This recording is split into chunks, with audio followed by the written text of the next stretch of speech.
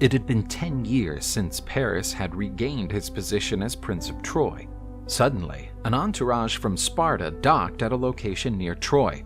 Menelaus, the king of Sparta, was leading the Greek entourage, which asked permission to take the remains of Greek warriors who were still there from the conflict between the Achaeans and the Trojans. Paris was responsible for hospitality receiving the visitors, according to Trojan tradition. The Greeks were very pleased with the welcome. Before leaving, Menelaus stated that he wanted to repay the prince's hospitality and invited him to visit Sparta.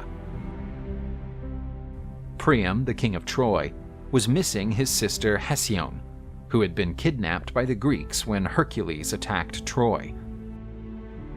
The king decided to organize a squadron that would leave for Greece to recover the king's sister, who was at Salamis. The monarch allowed all necessary means to be used to accomplish his mission. The command of the expedition was given to Prince Paris, who would have the help of Aeneas, Prince of Dardanus. With the help of the goddess Aphrodite, the winds drove the Trojan ships toward the Spartan coast.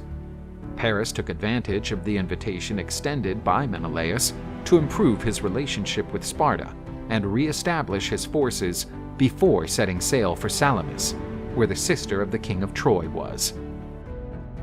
King Menelaus was very pleased and welcomed the Trojans, wanting to show the best of Greek hospitality. Menelaus was very proud of his beautiful wife, and so he ordered her to wear her most beautiful attire to be presented before the Trojan entourage. Paris was amazed to find the beautiful Queen Helen. She could only be the woman who Aphrodite had promised her love. The naive queen did not know that Eros was spying on her with his bow at the behest of Aphrodite. Helen was also surprised by the charm and beauty of the prince from Asia. He was more handsome than all the Greeks she had ever seen. Menelaus was perhaps the most handsome of the Greek kings, but his beauty was eclipsed by Paris, who had an almost divine pulchritude. The queen's heart was pierced by one of Eros's arrows, and Helen suddenly fell in love with the Trojan prince. The following days were marked by feasts and banquets, promoted by the king of Sparta in honor of his noble Trojan guests. Far from the king's eyes, a flame warmed the hearts of the Trojan prince and the queen of Sparta. But, as if fate was written, a piece of news from the island of Crete facilitated the fulfillment of Aphrodite's promise. Catreus, Menelaus's grandfather and king of Crete, had died. So Menelaus left to be present at the funeral in Crete, but he left his guest in the care of the queen, who would reign in his place. As soon as the king of Sparta left, Paris and Helen materialized all the repressed passion. The adulterous couple was consumed by a passionate madness. The Prince of Troy and the Queen of Sparta decided to flee together to Troy. Paris would still commit one last sin against Menelaus's hospitality. He gathered his men to rob the treasury of Sparta.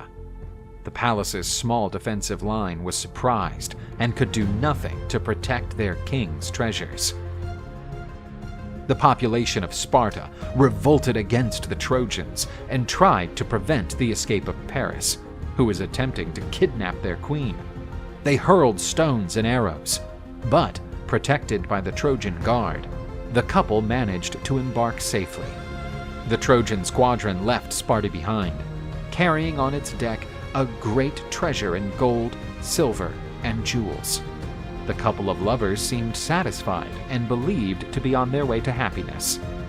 But the trail left by the lovers was followed by Ares, the god of war, and his sinister retinue.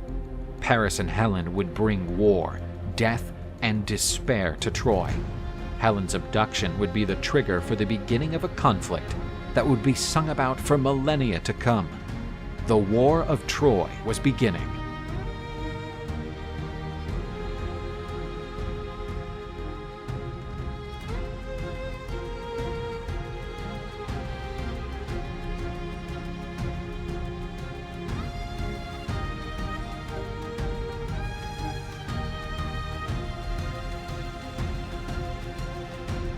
handsome.